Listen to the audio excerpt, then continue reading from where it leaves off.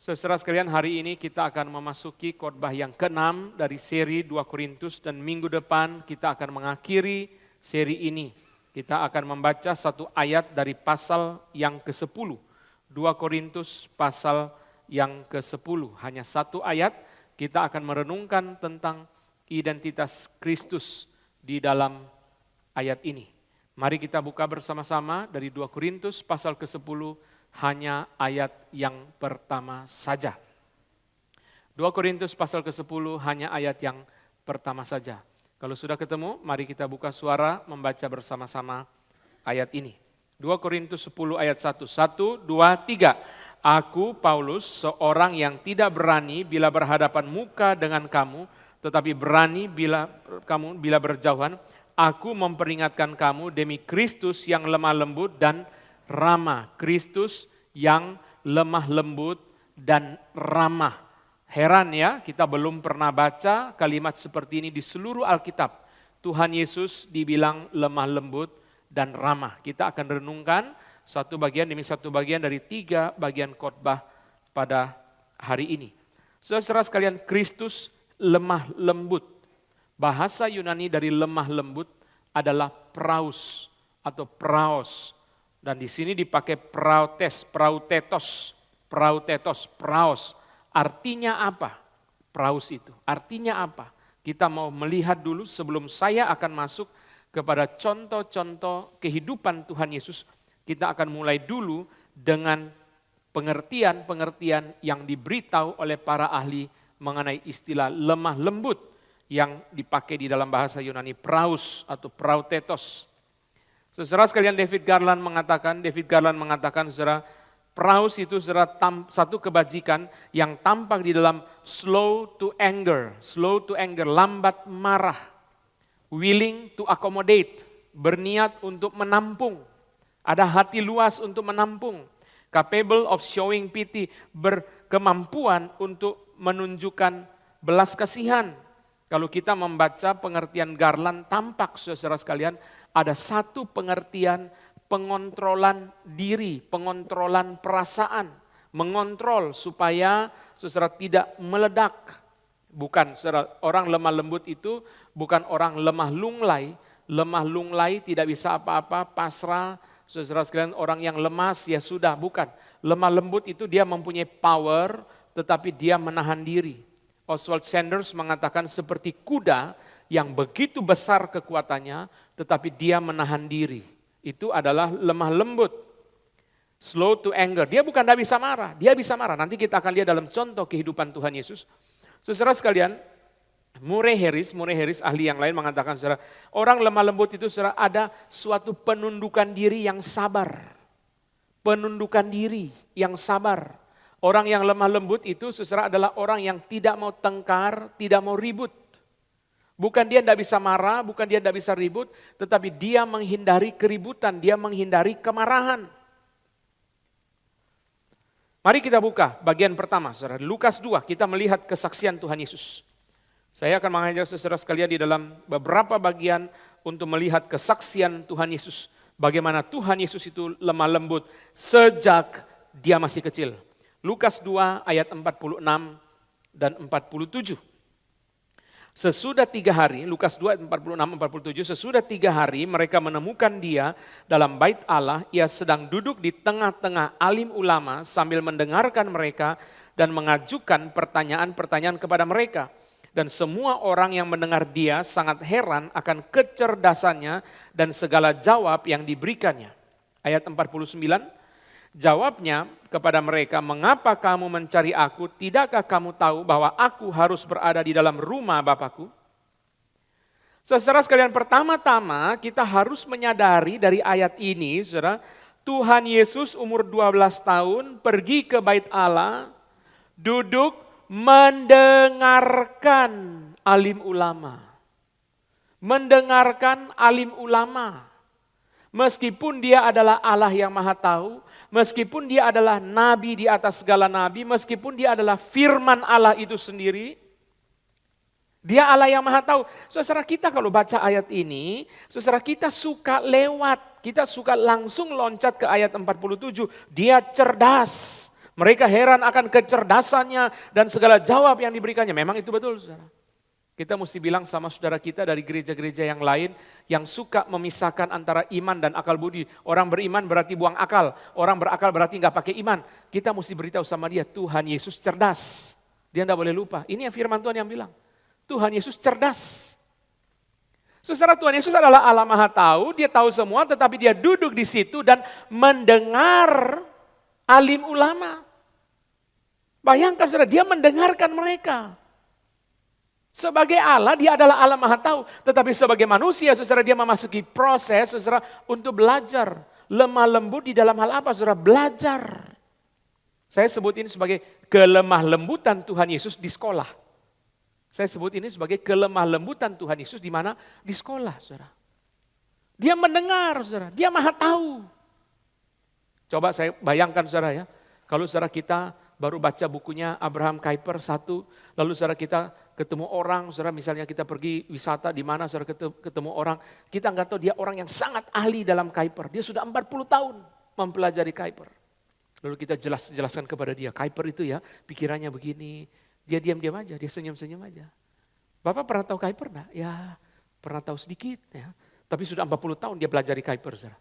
Dia sambil liatin kita jelasin, saudara ini mencongnya udah 30%. Dia diam-diam aja, saudara. Saya pernah, saudara, di Wittenberg itu, saudara lagi mau beli minuman di tempat Luther itu, saudara, di Wittenberg. Orangnya, saudara, yang jual itu hanya bisa Jerman, tidak bisa Inggris, saudara. Ada ibu-ibu duduk situ, saudara sekalian lagi pergi ke situ, lagi berkunjung di tempatnya Luther, saudara duduk situ lagi minum-minum juga.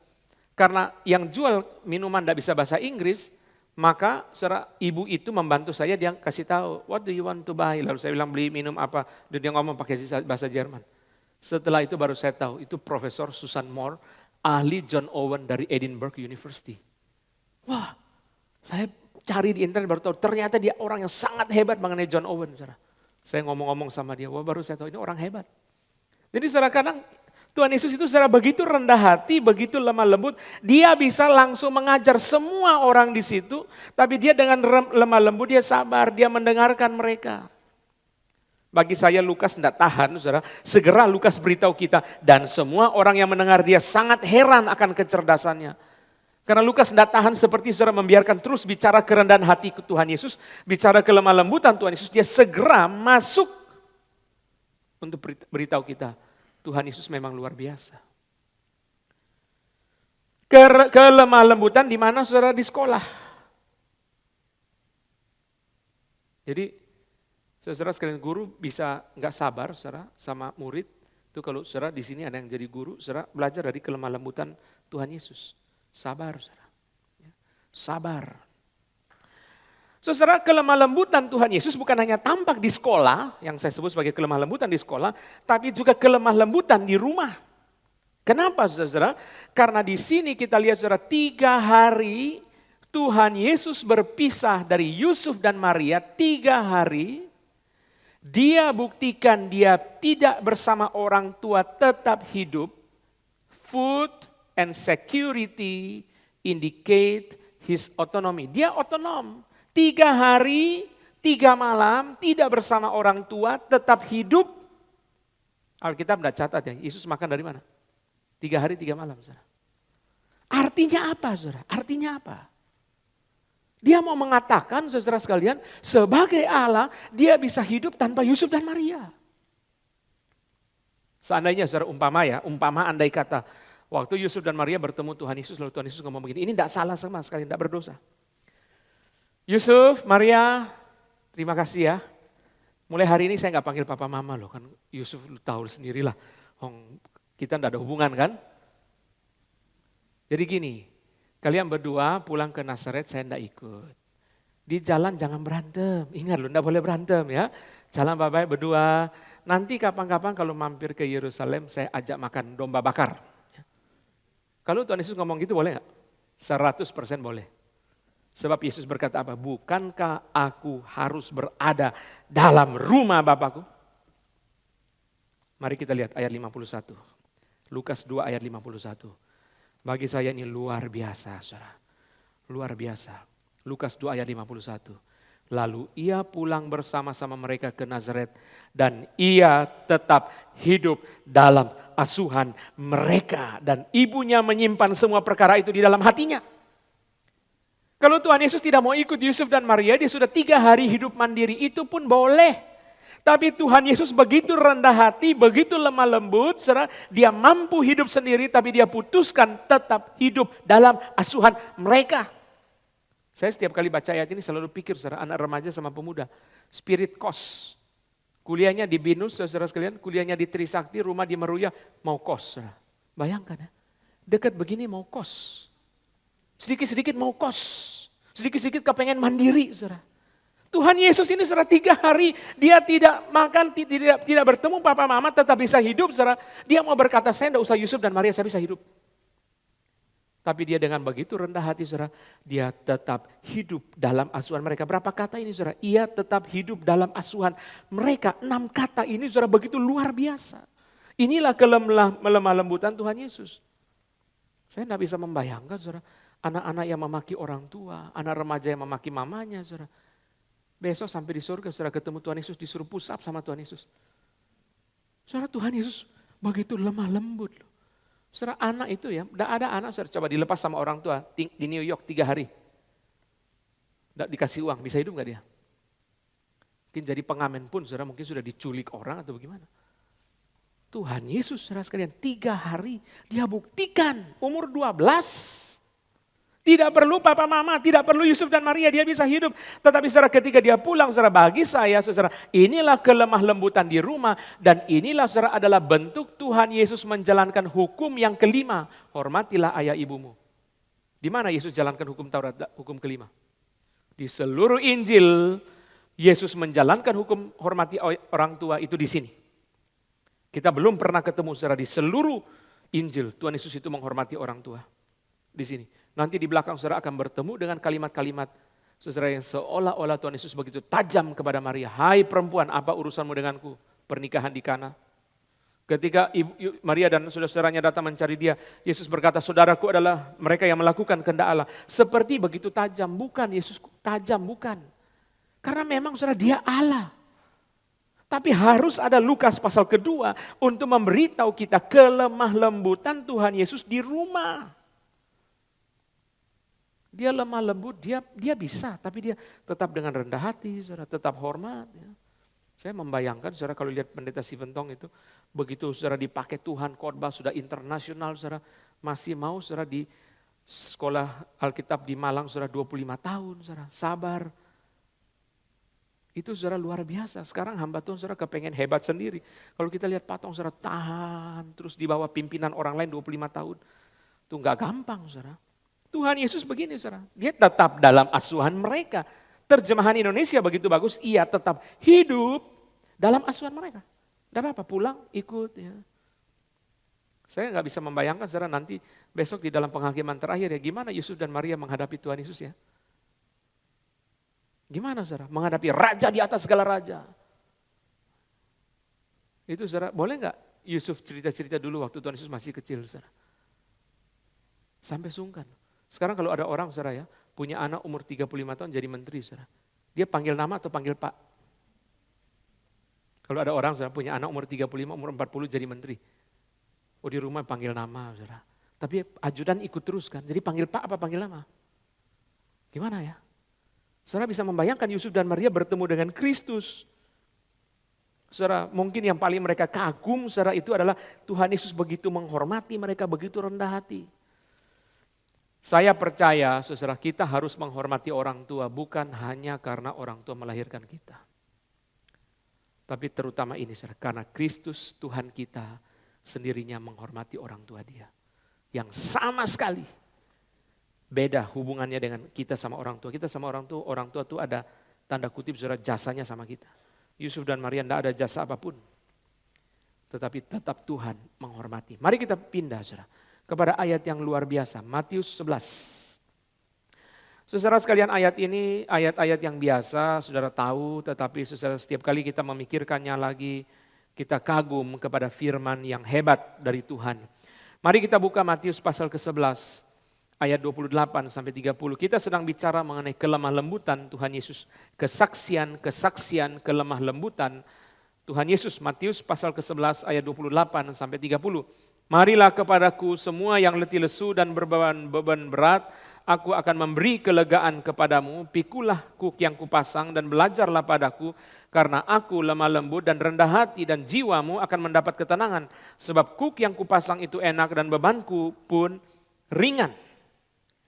Tuhan Yesus lemah lembut, saudara, dan rendah hati artinya apa? Lemah lembut, saudara, artinya dia berbelas kasihan kepada orang-orang yang letih lesu dan berbeban berat.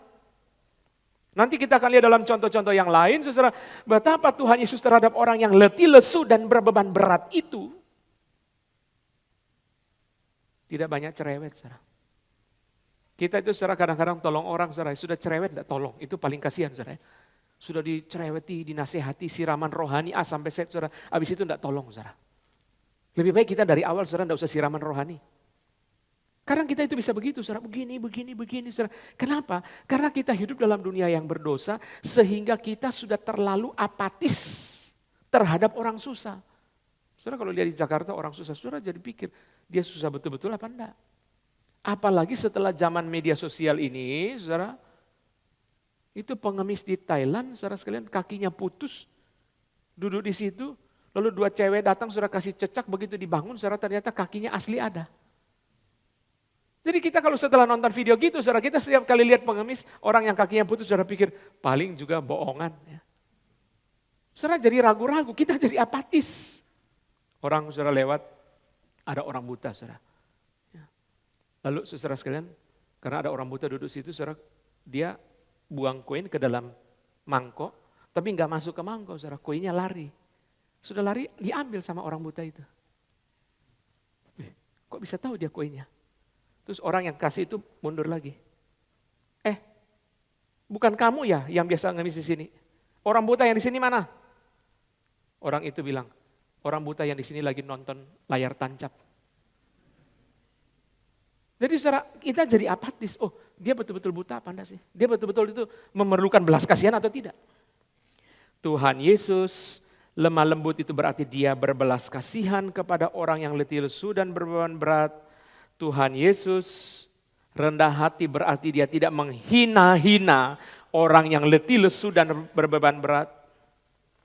Ada willing to accommodate, tadi definisi dari para ahli, saudara. Ada, saudara sekalian, belas kasihan yang ditunjukkan kepada mereka. Tuhan Yesus berkata, pikulah kuk yang kupasang. Belajarlah padaku, sebab apa, saudara? Kuk yang kupasang itu enak dan bebanku pun ringan. Mau enggak?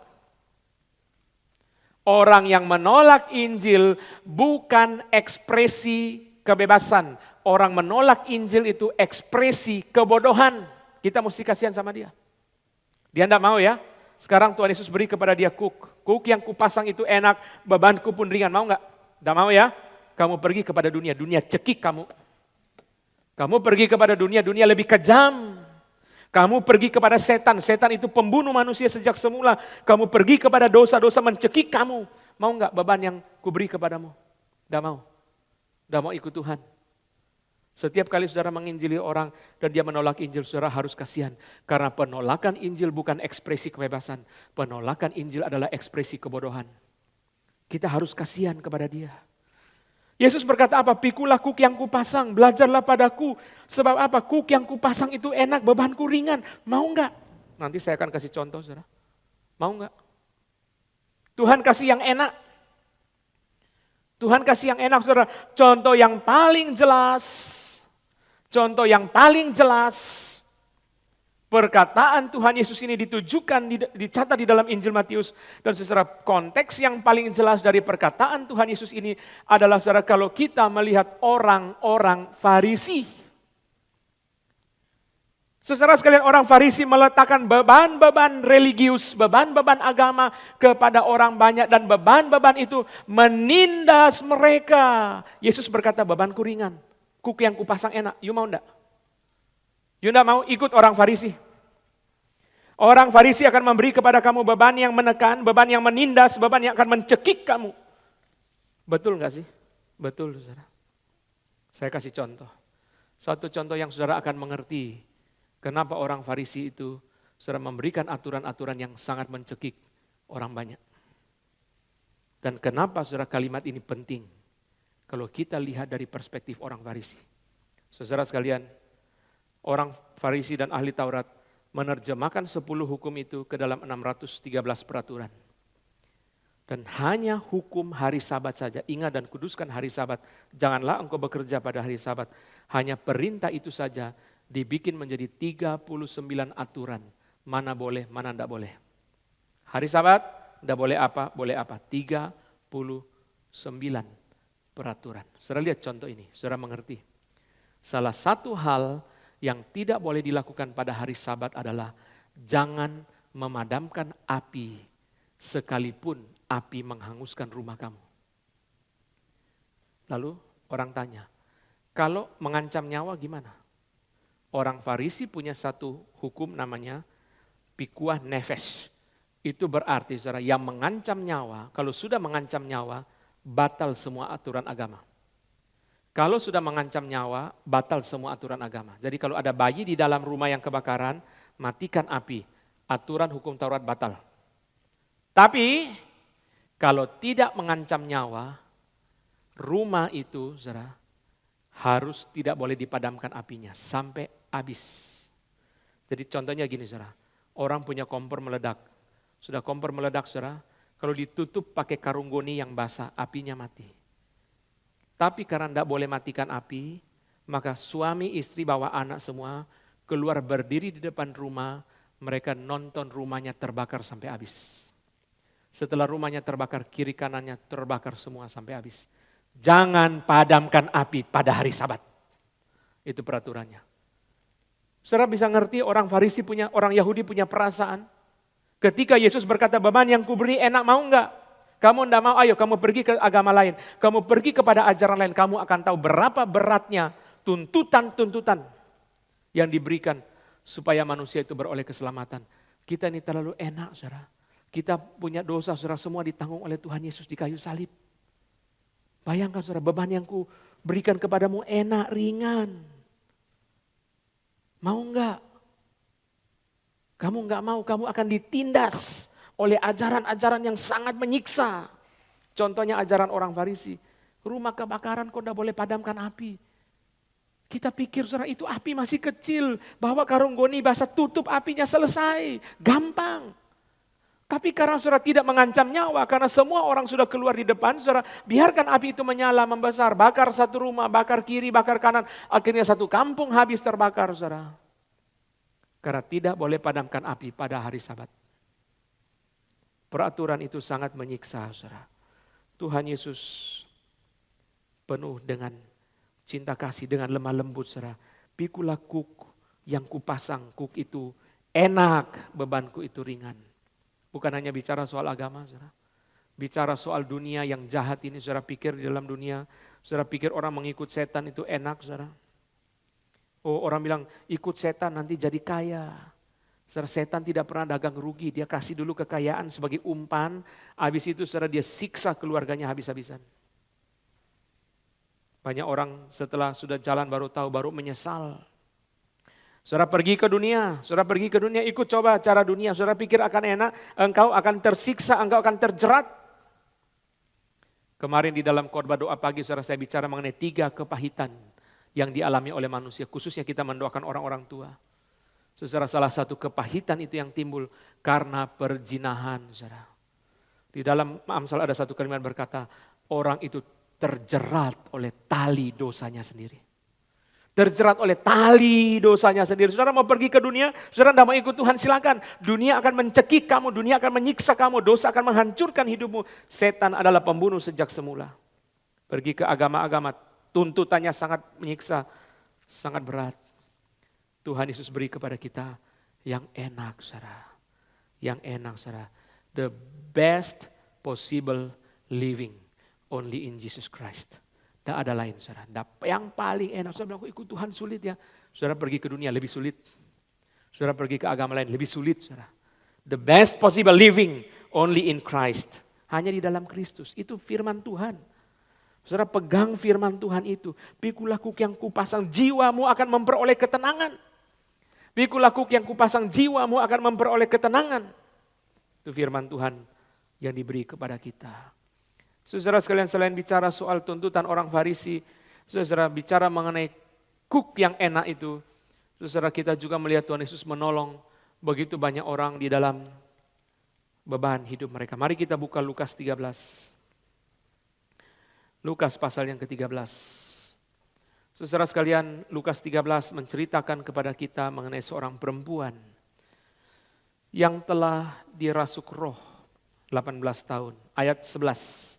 Lukas 13 ayat 11. Di situ ada seorang perempuan yang telah 18 tahun dirasuk roh sehingga ia sakit sampai bungkuk punggungnya dan tidak dapat berdiri lagi dengan tegak. Ketika Yesus melihat perempuan itu, ia memanggil dia dan berkata kepadanya, "Hai ibu, penyakitmu telah sembuh." Lalu ia meletakkan tangannya atas perempuan itu dan seketika itu juga berdirilah perempuan itu dan memuliakan Allah. Ketika Yesus melihat perempuan itu, saudara, perempuan ini tidak pernah minta kepada Tuhan. Saya pikir-pikir saudara ketika membaca ayat ini, Tuhan apa kok enggak eman-eman, enggak sayang-sayang anugerahnya kok obral-obral ya. Kita bisa bilang, saudara kalau kita nolong orang, saudara kita bilang dia kan enggak minta, dia sendiri enggak minta kok. Untuk apa you bantu? You buang-buang anugerah, dia enggak minta. Tuhan masih banyak yang minta disembuhkan. Kenapa Tuhan tidak sembuhkan yang lain? Harus sembuhkan perempuan ini yang tidak meminta untuk disembuhkan. Ketika Yesus melihat perempuan itu, saudara, ada satu jeda yang tidak dicatat oleh ayat ini. Pasti saudara tergeraklah hatinya oleh belas kasihan. Ia memanggil dia dan berkata, "Hai ibu, penyakitmu telah sembuh." Ketika Yesus melihat perempuan itu, perempuan ini tidak minta loh. Tuhan kok baik sekali saudara ya. Perempuan ini tidak minta, Tuhan lihat. Tuhan lihat. Tetapi saudara sekalian semua ini luar biasa. Cinta Tuhan, kelemah lembutan Tuhan. Tuhan bisa abaikan dia, bisa. Tuhan bisa membuang perempuan ini, bisa. Apa sih urusanku dengan kamu? Bisa. Tapi ada satu yang sangat luar biasa. Mari kita buka. Bagi saya ini bagian yang paling luar biasa dari khotbah ini. Lukas pasal ke-22. Saudara, Lukas pasal ke-22 ayat 50 sampai 51. Mari kita buka saudara apa yang Tuhan Yesus lakukan saudara. Murray Harris mengatakan saudara kelemah lembutan Tuhan Yesus berkaitan dengan his non-retaliation during his passion. Saudara, dia tidak membalas dendam di tengah-tengah penderitaan dia. Dan Lukas 22 ayat 50 dan 51 sangat luar biasa. Mari kita lihat saudara. Ketika saya membaca kalimat Murray Harris ini, saudara, saya memikirkan akan peristiwa ini. Lukas 22 ayat 50 dan 51. Dan seorang dari mereka menyerang hamba imam besar sehingga putus telinga kanannya. Tetapi Yesus berkata, "Sudahlah itu." Lalu ia menjamah telinga orang itu dan menyembuhkannya. Kita sudah tahu saudara bahwa Petrus memotong telinga Malkus. Malkus adalah hamba dari imam besar yang ikut menangkap Tuhan Yesus. Matthew Henry mengatakan Petrus sebenarnya mengincar kepalanya Malkus tapi meleset kena telinganya. Saudara perhatikan satu hal. Semua Injil mencatat Petrus memotong telinga Malkus. Tapi hanya Lukas yang mencatat Yesus menyembuhkan telinganya. Saudara tahu Injil Lukas itu luar biasa saudara. Semua Injil mencatat saudara Petrus memotong telinga Malkus. Tapi hanya Lukas yang berkata, Yesus menyembuhkan. Itu sebabnya bagi saya Lukas itu adalah the gospel of grace. Anak yang hilang hanya ada di Lukas. Perumpamaan orang Samaria yang baik hati hanya ada di Lukas. Tidak muncul di dalam Injil yang lain.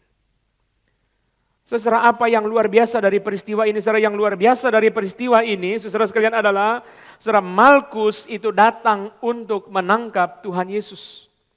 Bukankah ini adalah reaksi yang wajar dari Petrus? Bukankah Petrus membela gurunya? Bukankah Malkus datang untuk menangkap Tuhan Yesus yang tidak bersalah sama sekali? Bukankah perlawanan itu harus dilakukan? Kenapa Tuhan Yesus harus mengotori tangannya, saudara, dengan mengambil daun telinga Malkus yang berdarah-darah di tanah, saudara, dan kemudian memasang kembali. Ini orang jahat. Ini orang yang jelas-jelas melawan Tuhan. Kenapa saudara sekalian Tuhan Yesus tidak ambil daun telinga itu lalu buang jauh-jauh? Kalau perlu buang di sungai daun telinga itu dan biarkan Malkus sampai mati secara telinga kanannya putus supaya orang tahu dia ini yang memang orang jahat. Kenapa Tuhan harus sembuhkan telinga dia? Saudara sekalian, semua penyembuhan yang dilakukan Yesus, termasuk perempuan yang 18 tahun dirasuk roh itu, bagi saya saudara, semua penyembuhan itu saudara under the logic of mercy. Semua penyembuhan itu saudara adalah Tuhan kasihan. Perempuan yang pendarahan, dia ada dosa. Perempuan ini semua ada dosa, saudara. Tapi orang-orang itu tidak secara langsung menyerang Tuhan Yesus. Tapi penyembuhan telinga Malkus, saudara, bukan the logic of mercy, the logic of forgiveness. Tuhan ampuni dia. Wah, bagi saya ini luar biasa. Tuhan kok mau lakukan ini? Hati Tuhan begitu luar biasa. Kalau menyembuhkan orang yang kerasukan, yang tinggal di kuburan, kasihan. Keluarganya buang dia sampai dia harus tinggal di kuburan, kasihan. Menyembuhkan orang yang pendarahan secara 12 tahun, orang yang bungku 18 tahun, kasihan. Dia sudah bungku, kalau saudara lihat foto itu saudara, penyakit itu saudara, dia sampai bungku. Jalan saudara harus bawa tongkat kecil di tanah, begitu sulit jalan. Kasihan. Semua orang ini saudara, termasuk Yairus yang anaknya sakit. Yairus meskipun dia kepala rumah ibadat, tetapi Yairus tidak pernah menyerang Tuhan Yesus. Tetapi Malkus ini siapa, saudara? Malkus adalah orang yang menyerang Tuhan. Bolehkah Tuhan jatuhkan hukuman untuk dia? Demi keadilan, ini kan dosa dia. Bolehkah kita anggap Petrus memotong telinga Malkus itu hukuman Tuhan bagi dia? Boleh, saudara. Tapi Tuhan tidak lakukan. Kalau Tuhan berkata, Malkus, saya tidak sembuhkan kamu. Karena yang teman-temanmu bilang suruh cepat-cepat berangkat. Jadi saya ikut mereka. Itu pun boleh, saudara. Tapi Tuhan ambil telinga dia. Tuhan pasang kembali. Saudara, seperti Tuhan itu tidak sampai hati melihat Malkus yang kesakitan. Yang berdarah-darah, Malkus yang berteriak-teriak. Tuhan tuh kasihan. Meskipun kau jahat kepadaku, tapi aku mengasihi kamu. Maka saudara, mujizat Malkus itu harus dibaca secara berbeda, saudara. Itu saudara adalah cinta Tuhan. Saudara, itu saudara adalah pre-crucifixion forgiveness. Pengampunan Tuhan, cinta Tuhan sebelum penyalipan, saudara. Kita saudara sering kali saudara, kalau saudara mengikuti khotbah-khotbah di dalam gereja kita, saudara, saya selalu membawa saudara kepada bagian-bagian yang kecil-kecil. Kenapa saudara? Karena kita selalu loncat. Kita bicara forgiveness di mana? Ya Bapa, ampunilah mereka yang apa yang mereka lakukan mereka tidak tahu. Betul saudara, itu adalah puncak daripada pengampunan Tuhan di kayu salib. Tapi jangan lupa saudara, ada pre-crucifixion forgiveness. Ada pengampunan sebelum penyalipan. Malkus. Tuhan itu saudara, kok baik ya? Kok mau ya lakukan itu saudara? Itu begitu luar biasa saudara. Itu sama saudara dengan orang yang rampas tas orang, saudara. Setelah dia rampas tas orang, saudara, dia lari nyebrang jalan, ditabrak mobil. Orang yang tasnya dirampas itu, saudara, bawa orang itu ke rumah sakit. Bukankah dia merugikan saya? Itu sebabnya saudara Arthur Pink mengatakan yang disebut dengan grace itu, anugerah itu. Bukan kamu lihat pengemis di depan rumah, lapar kamu beri makan. Dibilang itu bukan anugerah. Anugerah itu adalah ketika kamu buka pintu rumah, kamu lihat orang yang pernah sangat menyakiti kamu. Dia kelaparan di depan pintu rumah. Kamu beri kepada dia makan. Itu anugerah. Maka boleh kita bilang saudara, penyembuhan Malkus bukan hanya logic of forgiveness, tapi logic of grace. Ada logika anugerah, ada logika pengampunan di sini. Saudara, beda dengan semua penyembuhan yang lain, beda dengan semua mujizat yang lain. Yesus menyembuhkan orang kerasukan atau peristiwa apapun saja, orang kusta, saudara, semua itu saudara kasihan. Mereka tidak menyerang Tuhan, mereka tidak melawan Tuhan, tapi Malkus ini orang kurang ajar. Harusnya saudara sekalian kita berkata, Malkus terimalah hasil daripada dosamu. Engkau menyerang Tuhan dan sekarang telingamu putus sebelah itu sudah bagus. Itu sudah anugerah. Telinga putus sebelah itu anugerah. Mestinya putus leher. Ini sudah kebaikan Tuhan. Hanya telinga yang putus, Markus. Terima. Karena Yunda beres. Harusnya putus leher, bukan hanya putus telinga. Tapi Tuhan ambil telinganya dari tanah, saudara, dan pasang lagi. Saudara bisa mengerti kenapa Paulus berkata, Kristus itu lemah lembut, saudara. Kalau Kristus mau marah, saudara, mestinya saudara waktu Markus berdarah-darah Tuhan marahi dia. Hei Markus kurang ajar, you tahu ya. Tapi Tuhan dah lakukan itu, saudara. Itu namanya, saudara, the logic of forgiveness. Tuhan mau memberitahu, saudara, inilah contohnya mengasihi musuh. Bukan hanya di atas kayu salib, pre-crucifixion forgiveness. Saudara, sekarang kita pindah kepada bagian kedua. Kristus yang ramah. Apa maksudnya, saudara?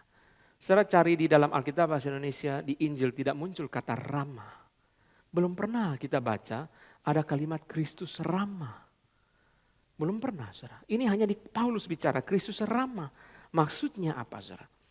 Saudara sekalian bahasa Yunaninya, saudara bahasa Yunaninya agak susah dibaca, saudara. Epieikeia. Epieikeia, apa maksudnya? Saudara bacanya pun susah.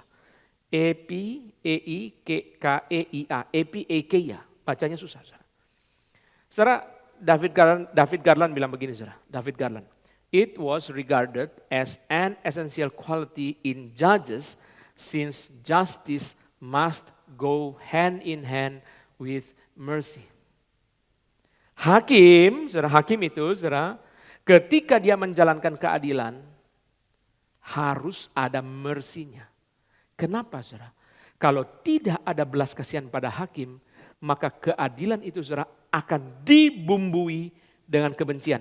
Contohnya begini, saudara. Kalau hakim itu benci ya, sudah diperiksa di dalam undang-undang, hukumannya berapa? 2 tahun. Kurang lama, kita cari lagi kesalahan dia, ada nggak kesalahan dia, apa lagi? Kita bikin sampai 20 tahun. Berarti hakim itu benci, saudara. Benci. Ini saudara, ini tidak epieikeia berarti apa, saudara? Keadilan tetapi ada mercy. Bagi saya, saudara, keadilan yang disertai dengan kasih. Keseimbangan, saudara, antara keadilan dan juga kasih. Kata ini tidak pernah muncul di dalam Alkitab bagian lain kecuali dalam Kisah 24 ayat 4.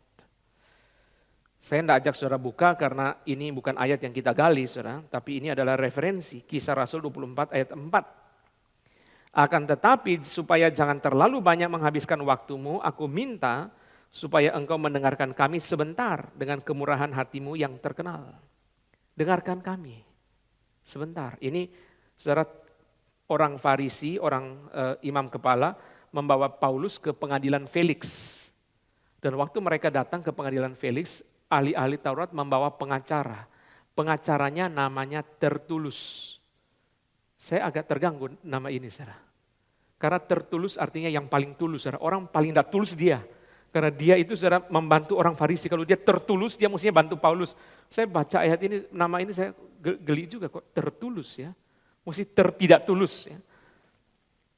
Saudara sekalian, mereka baik, murah hati itu, saudara, murah hati, saudara, si Felix bilang, beri kami waktu buat kami dengar, buat kami didengarkan, beri kami waktu untuk kami bicara sebentar.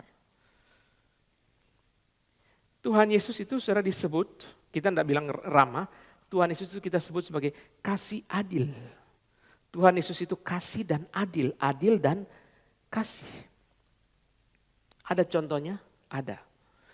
Dalam kehidupan Tuhan Yesus, contoh yang langsung muncul adalah peristiwa perempuan yang ditangkap basah berzina.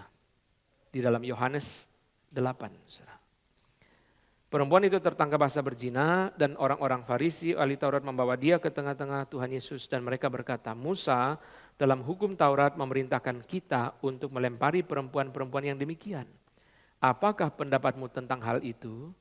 Saudara lihat, mereka benturkan antara kasih dan keadilan. Demi keadilan, perempuan ini harus dilempar batu sampai mati. Tapi kalau engkau mengasihi dia, harus dilepaskan. Mereka benturkan antara kasih dan keadilan. Sayangnya mereka datang bukan demi kasih dan bukan demi keadilan. Karena ayat 6 Yohanes 8 berkata, mereka mengatakan hal itu untuk mencobai dia supaya mereka memperoleh sesuatu untuk menyalahkannya. Motivasi mereka bukan keadilan, bukan cinta kasih, bukan. Motivasi mereka jahat untuk menjebak Tuhan Yesus. Saudara tahu cerita ini, Yesus tulis-tulis di tanah, dan setelah Tuhan Yesus berkata, barang siapa di antara kamu tidak berdosa, hendaklah ia yang pertama melemparkan batu kepada perempuan itu. Kemudian pergilah mereka mulai dari yang tertua. Banyak orang mengatakan mungkin yang paling banyak dosa itu yang paling tua, maka dia pergi duluan. Saudara, lalu Tuhan Yesus berkata kepada dia, aku pun tidak menghukum engkau, pergilah dan jangan berbuat dosa lagi. Saudara sekalian, kita ikuti, saya tidak eksposisi seluruh bagian ini, saudara, tapi saudara ikuti apa yang sedang kita bicarakan. Saudara. Pertama, Tuhan Yesus tidak persoalkan keabsahan hukum Musa. Pertama, Tuhan Yesus tidak persoalkan keabsahan hukum Musa. Ini jelas. Kedua, Tuhan Yesus tidak persoalkan keabsahan fakta perempuan itu berzina. Kalau Tuhan Yesus persoalkan bisa nggak? Bisa. Lu ya, dari Albania sampai Zimbabwe orang tahu namanya berzina mesti 2 orang. Lakinya mana? Kalau Yesus ngomong begitu aja saudara, itu keabsahan kasusnya dipersoalkan. Orang sombong dosa sendiri, mencuri pun bisa sendiri, saudara, membunuh pun bisa sendiri, saudara. Narkoba, alkohol bisa sendiri. Tapi saudara, berzina tidak bisa, mesti berdua. Mesti 2. Pertama, saudara, Tuhan Yesus tidak mempersoalkan keabsahan hukum Musa. Kedua, Tuhan Yesus tidak persoalkan keabsahan kasusnya, faktanya, betul lah, anggap aja betul. Yang ketiga, saudara, Tuhan Yesus persoalkan keabsahan eksekutor. Oke lah, anggap aja hukum Musa betul. Memang dia ketangkap basah berzina. Barang siapa yang tidak berbuat dosa, dia lempar duluan. Yesus mempersoalkan keabsahan eksekutornya. Oke, betul aja. Hukum Musa kita jalankan, memang dia berzina. Sekarang saya tanya, apa hakmu? Kamu yang lempar dia. Maka Yesus bilang bagi yang tidak berdosa silakan lempar duluan. Nah, kita tinggalkan ini, saudara. Kita kembali kepada tema kita, kasih dan keadilan di mana, saudara? Tuhan Yesus membela keadilan ketika dia berkata, yang tidak berdosa lempar dia duluan. Lemparlah. Berarti keadilan harus dijalankan. Tuhan Yesus bukan hanya membela keadilan, Tuhan Yesus juga membela kekudusan. Pergilah dan janganlah berbuat dosa lagi mulai dari sekarang. Berarti Tuhan Yesus membela kekudusan. Pergilah dan jangan lagi berbuat dosa mulai dari sekarang, bertobat. Tapi ada the act of mercy ketika Tuhan Yesus berkata, aku pun tidak menghukum engkau. Aku pun tidak menghukum engkau. Saudara lihat di sini, dua-duanya ada. Ada pembelaan terhadap keadilan, ada. Lempar dia. Seperti saudara ketika seorang mau ditangkap, saudara, orang tuanya bilang, tangkap aja Pak, cuma kalau Bapak ada surat dari polisi, ada surat, bawa dia. Berarti saudara orang itu bela keadilan, tapi dia mau keabsahan eksekutor. Kalau Bapak bawa surat resmi dari polisi, kami terima Pak, bawa dia aja silakan. Tapi kalau Bapak tidak bawa surat, meskipun dia bersalah, kami tidak akan lepas dia. Jelas itu saudara kira-kira contohnya. Saudara sekalian, Yesus membela kekudusan, pergilah dan jangan lagi berbuat dosa mulai dari sekarang, berhenti. Pergilah dan jangan berbuat dosa lagi mulai dari sekarang. Jadi saudara tujuan orang dilepaskan itu saudara pertobatan. Tujuan orang dilepaskan itu saudara sekalian bukan supaya dia lebih liar lagi berbuat dosa. Maka saudara setelah Tuhan lepaskan dia, saudara kalau dia lebih liar lagi saudara, nanti lebih hancur lagi. Tetapi ada the act of mercy, ada tindakan saudara, pengampunan, saudara, ada kasih di situ, yaitu apa, saudara? Tuhan Yesus berkata, saudara, aku pun tidak menghukum engkau. Saudara sekalian, kalau kita yang ngomong begitu sama orang, saudara ya, Ya kita ini juga banyak dosa lah. Tapi Tuhan itu kan tidak berdosa, saudara. Jadi kalimat ini saudara luar biasa. Saudara, kita seringkali membaca Alkitab saudara itu biasa saudara. Tapi kalau saudara pikir dengan betul saudara luar biasa. Kalau yang ngomong ini saudara-saudara dan saya yang banyak dosa saudara. Kita juga waktu mau marahi orang saudara kita, saya juga salah kok. Seperti berkali-kali saya bilang di doa pagi atau di mana saudara. Banyak kita saudara ya, punya karyawan, punya pembantu, setia sama kita lebih dari kita setia sama Tuhan. Saudara sadari ini enggak? Kita mesti bertobat saudara. Banyak kita punya karyawan jujur banget. Sama kita jujur sama Tuhan, bandingin coba. Banyak kita saudara punya karyawan, saudara pengemudi, driver, saudara begitu standby. Saudara begitu baik, saudara majikannya belum keluar dari kantor, belum keluar dari mall, dia sudah bawa mobil datang. Oh begitu baik saudara, tapi saudara sama Tuhan standby enggak? Kita itu saudara tuntut orang sama di hadapan Tuhan, saudara kita mesti bertobat. Kita sama Tuhan enggak standby, saudara dipanggil pelayanan banyak alasan. Tapi kalau kita punya pengemudi harus standby. Yuk jangan tidur ya, standby ya. Kalau Bapak keluar langsung ya. Oh pengemudi yang baik saudara dari jauh dia udah lihat. Wah tuannya saudara mau keluar. Orang yang jaga pintu yang baik saudara bunyi mobil saja belum klakson saudara. Dia sudah bukain pintu. Yang jelek sudah klakson, sudah telepon saudara. Udah angkat. Tapi kita sama Tuhan saudara, kita jadi hambanya Tuhan saudara. Kita standby enggak? Oh Tuhan tuh sabar sama kita, you sendiri enggak beres, you tuntut orang harus beres. Iya ya, pembantu harus jujur ya, tapi kita banyak enggak jujur sama Tuhan kok. Supir harus rajin ya, tapi kita banyak enggak rajin kok. Saat udah bolong-bolong ya. Saudara, sopir masuk terlambat 5 menit, kita marahnya setengah jam. Tapi kita terlambat ke gereja sudah bertahun-tahun saudara belum bertobat. You enggak boleh terlambat ya, you tahu kan? Ya, kenapa saya harus tunggu kamu sampai 10 menit? Kita marah-marah saudara, pengemudi kita. Tapi kita sama Tuhan saudara terlambat. Kebaktian saudara sudah sadar, udah berapa tahun loh. Itu sebabnya kita kadang-kadang saudara malu, mesti lihat mereka malu. Ini saya ngomong di mana saudara, doa pagi. Waktu Uria pulang, ketika Daud mau jebak dia. Batseba sudah hamil dengan Daud, Daud mau jebak dia dengan cara apa? Bikin Uria mabuk supaya dia tidur dengan Batseba. Malam itu Uria berkata, pasukan kerajaan sedang di peperangan, masakan hamba pulang dan tidur dengan istri. Uria begitu setia kepada Daud, tetapi Daud tidak setia kepada Tuhan. Uria bilang tidak bisa, Daud bilang pulang, tidurlah dengan istrimu. Uria bilang tidak bisa, tentara kerajaan lagi perang. Malam itu Uria tidur di pelataran istana raja, dia tidak mau pulang. Tetapi Daud saudara sekalian tidak setia kepada Tuhan. Uria begitu setia kepada Daud. Ini khotbah ada di mana? Di doa pagi saudara. Saudara sekalian, itu sebabnya saudara mari kita belajar saudara bagaimana saudara memahami akan cinta Tuhan yang luar biasa itu. Saya mengatakan saudara, Yesus berkata aku pun tidak menghukum engkau. Ini kalimat saudara rasa biasa. Bagi kita orang berdosa saudara ngomong itu biasa. Tapi bagi Kristus yang tidak berdosa, kalimat ini besar. Karena dia lepas. Untuk apa saudara? Supaya kita jangan berbuat dosa lagi. Saudara kita mau lihat saudara, kasih adil yang diterjemahkan Rama itu. Kita mau lihat kasih adil di dalam 2 contoh yang saya beri kepada saudara sekalian. 2 contoh. Di Amsal, ini bicara semua mengenai orang tua dan anak. Mari kita buka Amsal 19. Ini bicara kasih adil, 2 contoh dari Amsal. Amsal 19 ayat yang ke-18. Amsal pasal ke-19 ayat yang ke-18. Hajarlah anakmu selama ada harapan, tetapi jangan engkau menginginkan kematiannya.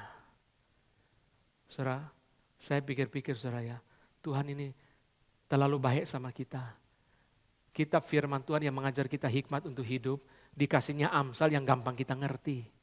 Kalau bijaksana hidup dikasihnya cara kitab Wahyu saudara ya. Kita baca-baca sampai kucing keluar tanduk gak ngerti saudara. Tuhan tuh baik. Untuk ngajar kita hikmat dikasih kitab apa saudara? Wahyu bukan. Dikasih Yehezkel bukan. Dikasih Yesaya bukan. Dikasihnya Amsal. Orang di kampung, ibu-ibu di kampung yang gak sekolah pun baca ayat ini ngerti gak? Hajarlah anakmu selama ada harapan. Tapi jangan engkau inginkan kematiannya. Ini kasih dan keadilan. Saudara ada keadilan, hajar dia. Itu demi keadilan, hajar dia. Disiplin dia. Tapi terjemahan bahasa Inggris saudara pakai kata disiplin. Itu pun sudah bicara mengenai kasih saudara. Itu pun sudah bicara mengenai kasih, hajar dia. Itu demi keadilan, saudara harus hajar dia. Tapi saudara ada kasih, hajarlah anakmu selama ada harapan. Berarti saudara harapan, ini kasih. Hajar untuk apa saudara? Hajar bukan hancurkan dia, hajar untuk memberi dia harapan menjadi lebih baik. Tapi jangan engkau inginkan kematiannya saudara. Berarti di dalam keadilan itu harus ada kasih. Ketika orang tua jalankan keadilan kepada anak, harus ada kasih. Tidak boleh tidak ada kasih saudara. Kasih, jangan kau inginkan kematiannya. Bukan saudara, ada kasih. Kita bukan mau dia mati, bukan mau dia hancur saudara. Mau dia baik, harapan kok, maunya harapan. Hajarlah anakmu selama ada harapan. Di dalam bagian lain yang tidak kita bahas saudara, Amsal berkata, anak yang selalu dituruti kemauannya akan mempermalukan ibunya. Saudara percaya ayat ini enggak? Kalau saudara tidak percaya, nanti saudara ngalami baru saudara percaya. Anak yang selalu dituruti kemauannya akan mempermalukan ibunya. Itu firman Tuhan, bukan saya yang ngomong saudara. Kalau saudara tidak percaya ayat ini, nanti sudah terjadi baru saudara percaya. Anak tidak boleh dituruti seluruhnya, kemauan dituruti tidak bisa saudara. Anak itu di dalam hidup dia harus pernah dengar kata no dari orang tua. Itu keadilan. Hajar. Hajarlah anakmu selama ada harapan. Tapi firman Tuhan tidak berkata hajar dia sampai lumpuh. Hajar dia sampai babak belur. Smackdown dia sampai hancur-hancuran. Banting, tidak begitu saudara. Hajarlah dia, tapi jangan engkau inginkan kematiannya. Amsal 13 ayat 24, mari kita lihat. Amsal 13 ayat 24. Amsal 13 ayat 24. Siapa tidak menggunakan tongkat benci kepada anaknya. Tetapi siapa mengasihi anaknya, menghajar dia pada waktunya. NIV menerjemahkan saudara careful, pada waktunya careful, dengan hati-hati. NKJV New King James menerjemahkan promptly, dengan tepat saudara. Siapa tidak menggunakan tongkat benci. Jadi orang tua yang tidak disiplin anak jangan pikir dia sayang, benci. Firman Tuhan yang bilang orang tua yang tidak disiplin anak bukan sayang, dia benci. Tetapi siapa mengasihi anaknya, menghajar dia pada waktunya. Alkitab tidak mengatakan apa saudara, hajar terus, tiap hari hajar, pagi sampai malam hajar. Bukan saudara, pada waktunya, itu keadilan. Hajar pada waktunya itu berarti keadilan saudara, ada waktu hajar, ada waktu enggak boleh hajar. Ada waktu hajar saudara, ada waktu enggak boleh hajar. Itu keadilan saudara. Jangan diomeli terus. Kalau orang Jawa bilang saudara diseneni terus. Harinya Senin, Selasa pun Senin, Rabu pun Senin. Kenapa? Diomeli terus, diseneni terus ya. Saban hari diseneni. Saudara, saya berkata kepada saudara banyak orang tua puji anak terlambat. Puji anak terlambat saudara. Kalau salah saudara diomongi, terus makan pagi diomongi, makan siang diomongi, makan malam diomongi, tidur diomongi lagi. Bangun pagi sebelum sekolah diomongi lagi terus. Tapi kalau anaknya baik, tidak pernah dipuji. Wajar? Memang sudah seharusnya? Memang begitu? Kapan dipujinya saudara? Anak sudah lulus kuliah, wisuda. Kamu hebat ya. Papa mama datang ke luar negeri, menghadiri anak wisuda. Setelah upacara wisuda selesai, anaknya pergi sama teman-temannya. Tidak mau pergi sama papa mamanya. Kenapa saudara? Pujinya terlambat. Anak itu sudah pahit. Kalau salah, diomeli terus. Tapi kalau benar, tidak pernah dihargai. Dia udah pahit dalam hati dia. Lalu sekarang tiba-tiba wisuda, saudara, orang tua datang, saudara, memperhatikan. Dia bisa ngomong tumben, papa mama memperhatikan. Biasanya juga enggak. Ya. Lalu sekarang saudara, dia pergi sama teman-temannya. Kalau papa mamanya bisa bahasa Inggris masih mendingan saudara. Cari Google, saudara, naik taksi pergi kemana. Kalau papa mamanya nggak bisa bahasa Inggris, saudara. Ditinggali di hotel, nonton TV nggak ngerti, jalan-jalan tersesat, saudara. Kasihan. Teman-temannya bilang, lu gak ajak papa mamu jalan-jalan? Kan ketemu kita saban hari, ketemu mereka kan jarang. Biarin. Loh, kenapa? Kan papa mama diajak jalan-jalan, mumpung mereka di sini. Biarin. Mungkin sama teman dekatnya dia bilang, tumben mereka perhatian, biasanya juga enggak. Pujinya terlambat, kasihnya datang terlambat, saudara. Harus ada disiplin, saudara. Disiplin itu cinta kasih. Ekspresi cinta kasih. Saudara, tetapi hajar pada waktunya. Itu keadilan, saudara. Keadilan. Keadilan berarti tidak boleh sembarang hajar, saudara. Tidak boleh sembarang tegur. Kapan harus tegur, kapan harus hajar.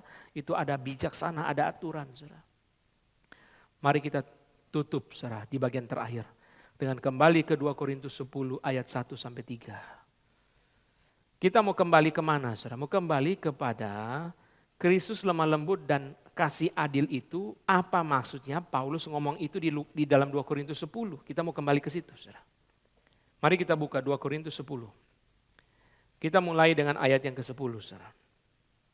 Sebab kata orang, surat-suratnya memang tegas dan keras. Tetapi bila berhadapan muka, sikapnya lemah dan perkataan-perkataannya tidak berarti. Kalau bahasa kita sekarang, Paulus ini orangnya kalau di khotbah keras. Tapi kalau berhadapan muka lembek. Paulus ini juga ada kelemahan, saudara. Dia juga, saudara, perasaannya, saudara, dia sulit kontrol. Itu sebabnya dia rujuk kepada Tuhan Yesus karena dia juga sulit kontrol. Paulus ini orang yang gampang emosi, saudara. Maka dalam pertikaian dengan jemaat Korintus dia tidak datang sendiri, dia utus Titus yang pergi. Karena dia tahu kalau dia datang sendiri akan terjadi namanya painful confrontation, pertikaian yang saling melukai. Paulus tidak mau datang, saudara, dia biarkan Titus yang pergi. Lalu dia bilang apa, saudara? Setelah orang-orang bilang dia begitu, saudara, apa yang dia bilang? Ayat 1. 2 Korintus 10 ayat 1. Aku Paulus. Nah, kenapa dia ngomong begini? Tidak pernah ya? Semua surat di tengah-tengah tidak pernah dia ngomong gini. Selalu di depan, dari Paulus. Tapi tidak pernah di tengah-tengah dia bilang, aku Paulus. Kok bisa muncul di sini? Aku Paulus. Mau bilang apa, saudara? Saya berani. Saya berani. Ini saya sekarang Paulus ada di sini. Seorang yang tidak berani bila berhadapan muka dengan kamu, tetapi berani terhadap kamu bila berjauhan. Aku memperingatkan kamu demi Kristus yang lemah lembut dan ramah. Aku meminta kepada kamu, jangan kamu memaksa aku untuk menunjukkan keberanianku dari dekat. Sebagaimana aku berniat bertindak keras terhadap beberapa orang tertentu yang menyangka bahwa kami hidup secara duniawi. Memang kami masih hidup di dunia, tetapi kami tidak berjuang secara duniawi. Kristus lemah lembut, artinya apa? Kristus bisa keras, tapi dia nggak mau. Paulus bilang saya juga, saya bisa keras, tapi saya nggak mau. Kristus kasih dan adil, berarti Paulus berusaha untuk kasih dan adil. Dia bukan tidak berani, saudara. Dia mau marah, dia bilang, aku mau bertindak keras. Saudara, maka boleh kita bilang, saudara, di dalam gereja itu, saudara, bukan soal siapa berani, tidak berani. Berani, tidak berani buat apa, saudara? Bukan soal, saudara, siapa itu, saudara sekalian itu, perasaannya apa, bukan itu. Yang kita mesti pikir dua di dalam gereja. Pertama, Kristus bagaimana maunya? Kristus lemah lembut. Kita ini bukan, oh saya bisa marah, saya bisa ngamuk, saya bisa mogok. Bukan itu, saudara. Kristus gimana? Kedua, saudara, gereja gimana? Kalau kita gitu, gereja hasilnya apa, saudara? Kalau orang marah, saudara, ribut lalu gereja pecah, yang untung setan. Tuhan dirugikan, saudara. Maka Paulus bilang, saya bisa keras, saya bisa marah, tapi Kristus lemah lembut. Itu sebabnya saya berusaha menahan diri. Jadi saudara, Christ is the limit. Kristus itu limit. Saudara, dia bilang Kristus itu kasih dan adil. Saya kepengen adil, tetapi saya juga harus kasih. Dia mencoba, saudara, dua ini dikombinasikan. Paulus itu, saudara, bukan orang yang sempurna. Dia juga mempunyai banyak kelemahan, terutama dalam perasaan. Saudara. Boleh orang katakan, boleh kita katakan, saudara, Paulus itu orang yang mempunyai EQ yang kurang bagus. Kita bisa bilang begitu. Dia marah, saudara. Dia juga emosi, saudara. Dia juga marah, dia juga emosi, saudara. Dia juga berjuang, dia bergumul. Tapi saudara, Kristus yang lemah lembut dan kasih adil. Ini patokan dia, ini pegangan dia, saudara. Dia berusaha menyesuaikan. Meskipun bisa gagal, saudara. Saudara, kalau meneliti surat-surat Paulus itu kita menemukan banyak hal yang menarik, saudara. Banyak yang menarik sekali kalau kita meneliti. Karena di dalamnya, saudara, banyak pergumulan-pergumulan yang membukakan kepada kita sebenarnya realnya itu seperti apa. Dia berusaha, saudara, to conform his life to Christ. Berusaha untuk menyesuaikan diri kepada Kristus. Kristus maunya bagaimana? Jadi secara kita berusaha juga untuk conform our life to Christ. Kristus bagaimana, saya juga harus bagaimana. Itu adalah identitas Kristus di dalam 2 Korintus 10 ayat pertama. Minggu depan kita akan akhiri seri ini, dengan identitas yang ketujuh.